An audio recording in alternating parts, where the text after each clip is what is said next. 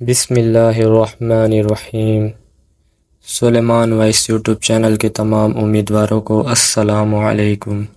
دعا ہے اللہ تعالیٰ آپ کو خوش رکھے۔ آج کا واقعہ عشق رسول ہے صلی اللہ علیہ وآلہ وسلم۔ شیخ السلام حضرت علامہ جعفر احمد عثمانی رحمۃ اللہ علیہ فرماتے ہیں کہ میں اس زمانے میں حج کے بعد مدینہ منورہ گیا۔ ہم لوگوں نے کھانا کھانے کے بعد دسترخوان کو لے کر ایک ڈھیر پر جھاڑ دیا تاکہ روٹی کے بچے ٹکڑوں اور ہڈیوں کو جانور کھا جائیں۔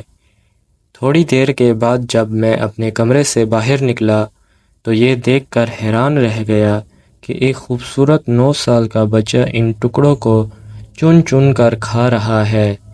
مجھے سخت افسوس ہوا، بچے کو ساتھ لے کر قیام گاہ میں آیا اور اسے پیٹ بھر کے کھانا کھلایا، کیونکہ میں ایسی ہستی کے شہر میں تھا جو غریبوں کا والی اور غلاموں کا مولا تھا۔ میرے اس برتاؤ کو دیکھ کر بچہ بے حد متاثر ہوا۔ میں نے چلتے وقت اس سے کہا کہ بیٹے، تمہارے والد کیا کرتے ہیں؟ اس نے کہا میں یتیم ہوں۔ میں نے کہا بیٹے، میرے ساتھ ہندوستان چلو گے؟ وہاں میں تم کو اچھے اچھے کھانے کھلاؤں گا، عمدہ عمدہ کپڑے پہناؤں گا، اپنے مدرسے میں تعلیم دوں گا۔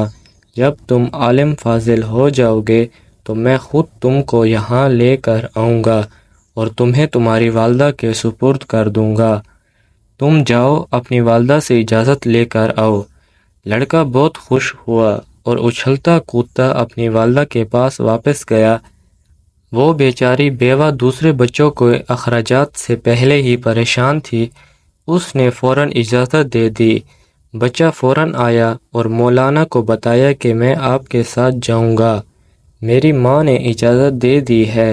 پھر پوچھنے لگا کہ آپ کے شہر میں چنے ملتے ہیں؟ مولانا عثمانی نے بتایا یہ ساری چیزیں وافر مقدار میں تمہیں ملیں گی۔ مولانا کا بیان ہے کہ میری انگلی پکڑے پکڑے مسجد نبوی میں وہ میرے ساتھ آیا اور ٹھٹک کر رہ گیا۔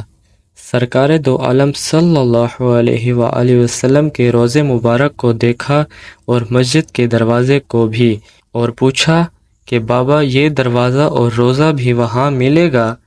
میں نے اس سے کہا کہ بیٹا، اگر یہ وہاں مل جاتا تو میں یہاں کیوں آتا؟ لڑکے کے چہرے کا رنگ بدل گیا۔ میری انگلی چھوڑ دی۔ بابا تم جاؤ، اگر یہ نہیں ملے گا تو میں ہرگز اس دروازے کو چھوڑ کر نہیں جاؤں گا، بھوکا رہوں گا، پیاسا رہوں گا، اس دروازے کو دیکھ کر اپنی بھوک اور پیاس بجھاتا رہوں گا جس طرح آج تک بجھاتا رہا ہوں۔ یہ کہہ کر بچہ رونے لگا اور اس کے عشق کو دیکھ کر میں بھی رونے لگا۔ صلی اللہ علیہ وآلہ وسلم۔ دعا ہے اللہ تعالی ہمیں سچا عاشق رسول بنائے، آمین۔